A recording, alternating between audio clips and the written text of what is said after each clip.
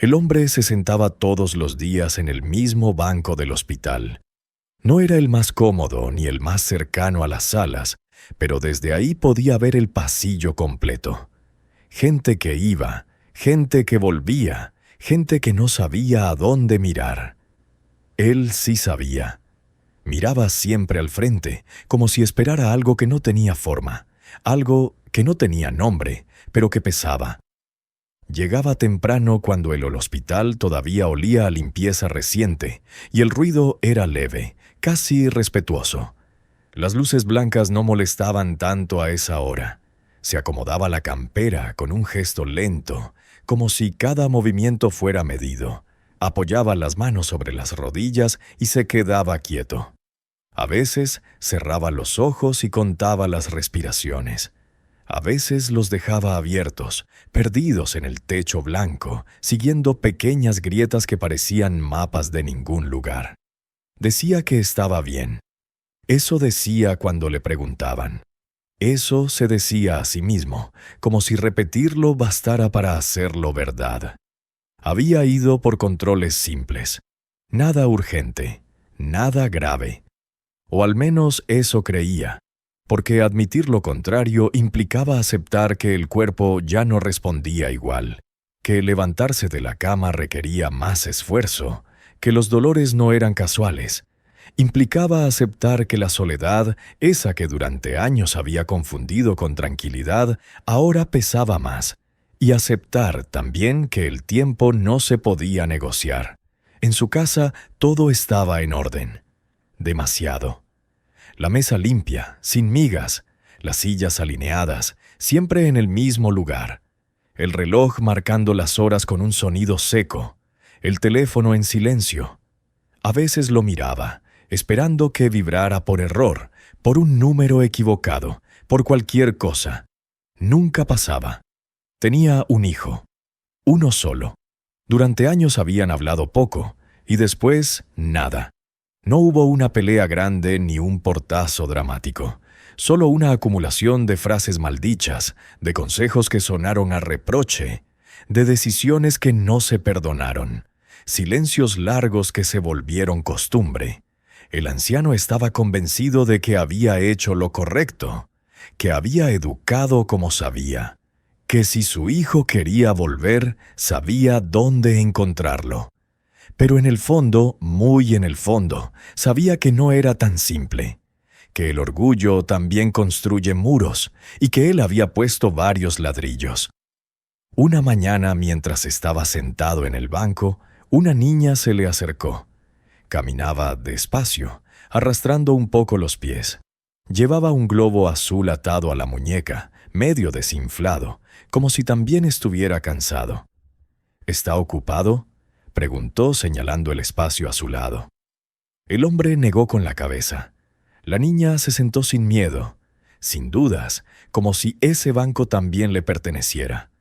No hablaron durante un rato. Ella balanceaba el globo. Él escuchaba el eco de los pasos, el murmullo lejano de voces, el sonido de una camilla rodando. «Yo espero a mi mamá», dijo ella de repente.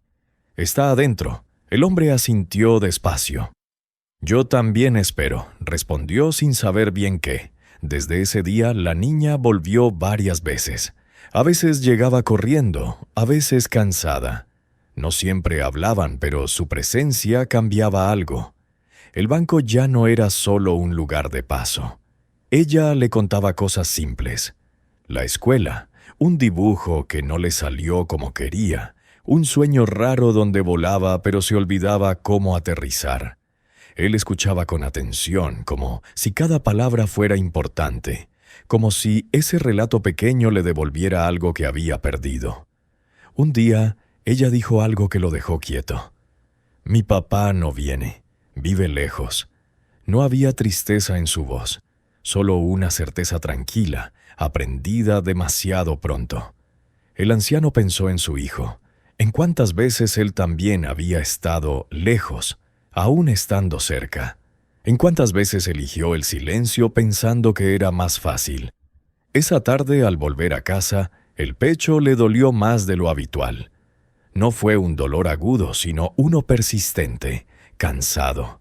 Se sentó en la cama, respiró hondo y por primera vez pensó que quizás no estaba tan bien como decía.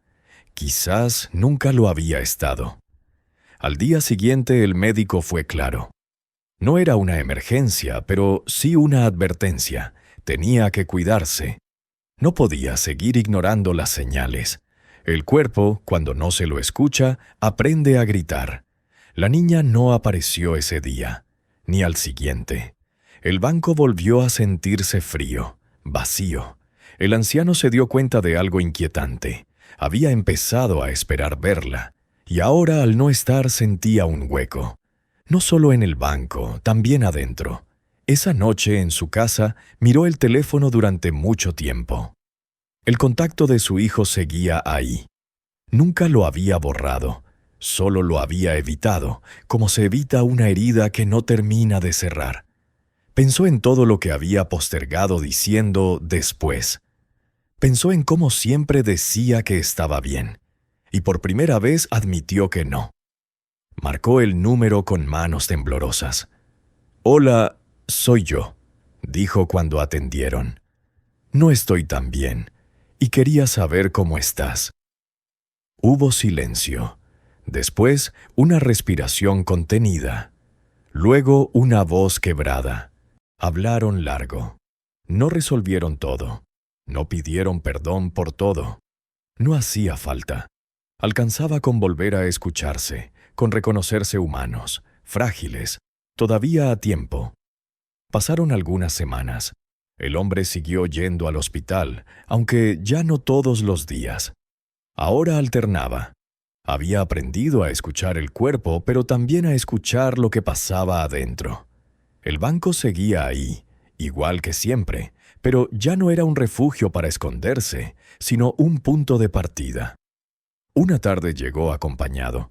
Su hijo caminaba a su lado, incómodo al principio, mirando alrededor como si el lugar le resultara ajeno.